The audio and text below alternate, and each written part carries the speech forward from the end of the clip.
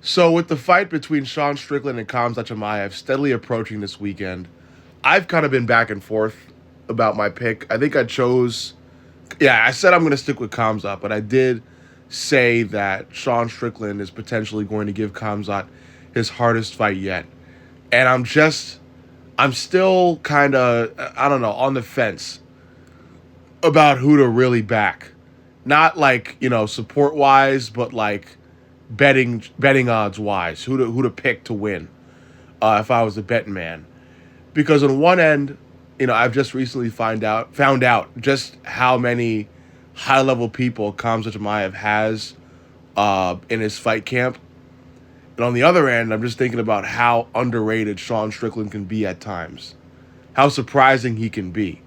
His win against Israel Adesanya, how impressive that was. The way he can force people to fight his fight, the jab, jab, teep nonsense. His counter wrestling and how sneaky effective it can be. But then I once again have to revisit the fact that Khamzat Chimaev is just on a different level with so many of his opponents and could definitely be on a different level in comparison to Sean Strickland. So I'm not going to, change my choice of Khamzat. I don't know if I gave you guys a specific method of victory when I told you I chose Khamzat to win. I'm going to go with Khamzat first round submission. I think Khamzat's going to break the walls down. He's going to go right for Sean, and he's going to get Sean. And Sean's going to fight. Sean's going to struggle. Sean may get up maybe once, but then Khamzat's going to drag him back down. And that's when Sean's going to lose hope. That's when all the Sean supporters and people who have chosen Sean are going to lose hope.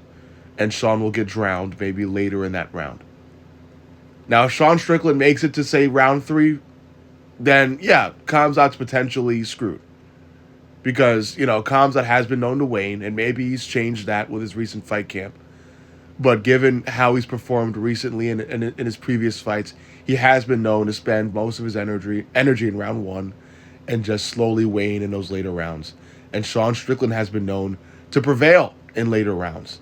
Especially if he can force Khamzat to fight his fight, he could definitely overwhelm Khamzat in, say, rounds 4 or 5. So Dreek basically in the background here is kind of saying a lot of what I'm kind of alluding to about Strickland having some pretty good tools, against a guy like Khamzat who's been known to kind of, wane, especially if what he's doing isn't working. But I still got to back Khamzat and say and assume what Khamzat will